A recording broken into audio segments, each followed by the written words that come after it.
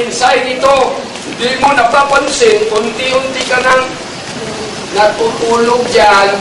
So, ibig sabihin, kinabihan ka ng demonyo ng antok. Amen. Amen. O maaari sigurong nakaupo ka riyan, nakikinig ka, pero ang isip mo ay nasa kumita.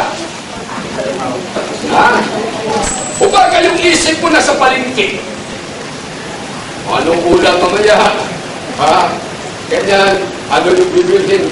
Mga kapatid, mga kadugo, para hindi masayang. Nakikinig po ba kayo, Mayos? Please get your attention to listen at this moment in time. Why? Because this message is very important to our Christian life on how to be matured in the presence of God. Kung paano po tayo lumagot sa presensya ng ating Panginoon Diyos, kung hindi po tayo sincero, no? Sa pagkikinig sa salita ng Panginoon, tandaan po ninyo, mananatili pa rin tayong bata. Ibig sabihin, hindi ka lumago, hindi ka nagiging mature sa iyong pagkakadugo, pagkaanak ng Diyos. Kung masayang lang ang bawat oras, bawat minuto ng iyong pakikinig. Amen? Amen? Amen? Amen. Gutom na po ba kayo? Amen. Gutom? Amen nga. Okay. Ibali, may kasagutan na bubusuhin tayo ng Diyos sa kanya mga salita. Amen? Sabi ng Matthew chapter 4 verse 4, man shall not live by bread alone, but by every word that proceeded out by the mouth of God. Ang Matthew 4:4 nagsasabi, hindi daw sa tinapay lamang ikaw nabubuhay, tayo nabubuhay, kundi sa mga salita ng Diyos na nagmumutawi sa kanyang mga bibig. Meaning, mga kapatid, ngayon bubusugin tayo spiritually. Amen? Kasi kung tayo bubusugin spiritually, alam po ba ninyo, ang ating mga kaluluwa lalakas, ang ating kaluluwa sisigla, ang ating kaluluwa, ano po? Ano pa? Ang ating kaluluwa, ang mga kaluluwa po natin, ano pa? Lalakas, sisigla, tatatag, ano pa? Titibay! Amen! Amen! At walang sakit. Amen. Amen. Alam po ba ninyo, hindi lang katawan nating physical ang may sakit. Pati nating mga kaluluwa at espiritu may sakit. Amen. Amen. May sakit. Bakit? Bakit? Sapagkat pinabayaan po natin ang ating mga kaluluwa na makarinig at magbasa at mag-aral sa salita ng Diyos. Totoo po ba o hindi? Glory to God. Inaantok na nga talaga tayo. Sabihin mo mas katabi mo, tapikin mo, sabihin mo kapatid, gumising ka.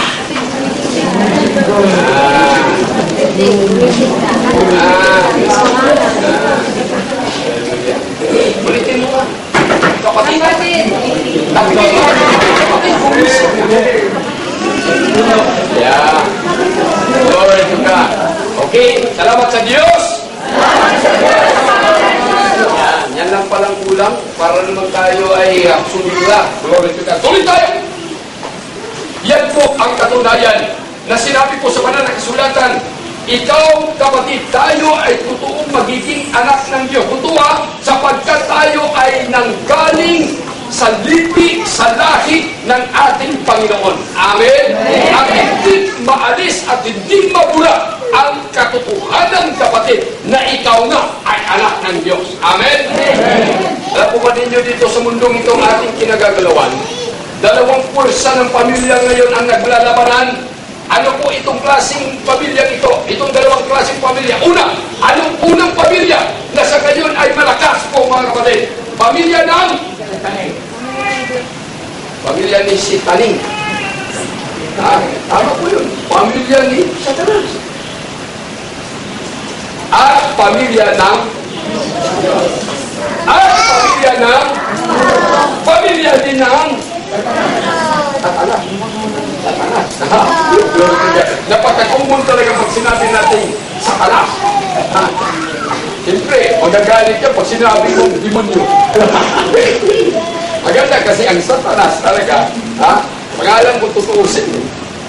Kasi Lucifer, pangalan ko yan. Lucifer, Luz, Lucio, dinugtungan pin. Bakit? Demonyo. Ha? Dalawang pamilya ngayon dito sa mundong ito. Whether we like it or not, yan po ang katotohanan mga kapatid. Kaya, pinipili po tayo ngayon. May karapatan tayong pumili. Kaya sabi ng Biblia, may karapatan po tayong magiging anak ng Diyos sa oras na pinili po natin ang pangalan ni Jesucristo at itinaboy natin at itinakwil si Satanas sa buhay natin. Amen! Kaya nga ito ang panahon, ito ang oras, ito ang araw sa mga bagong tatanggap, sa mga tao na nagnanais na magiging pamilya ni Kristo Jesus. Alam po ba ninyo mga kapatid, mga katubo, na ang tao kapag pumili siya sa pamilya ni Satanas, alam po ba ninyo, wala kayong makukuha at mapupulot ng mga magagandang bagay. Amen? Bakit? Sapagkat ang mga lahi ni Satanas, ang mga pamilya ni Satanas, ano po ang kanilang mga trabaho? Ano po? Ano po mga kadugo? Wow, wow, wow, wow. Hindi pa rin nyo alam, ano po ba ang mga trabaho ginagawa ng mga taong nasa sangkot ni Satanas? Ano? Mamatay tao, nakaw, sinungaling, makasalanan, bisyoso, mga sugarol, mga lasinggero, lasinggera, mga mahilig sa bindo, at mga pusoy, ano pa yun, ang laro na yan, mga trabaho yan, mga kadugo, kapatid, na mga taong mga sakop at anak ng Diablo. Dahil ang mga anak ni Kristo Jesus ay hindi mahilig magsabong. Amen? Hindi mahilig maglasing, hindi mahilig magbisyo, hindi mahilig sa lahat ng mga masamang bagay. Bakit? Bakit kailangan po natin kalimutan po ang lahat ng bagay sa mundong ito? Lalo na kung hindi ito kaya-aya sa harap ng ating Panginoon Diyos. Bakit? Pagdating ng panahon na tayo ay nasa langit, wala nang sugal doon. Amen? Bakit? Magdadala ka pa ba ng paraha sa langit? Ha? Wala nang sabong sa langit.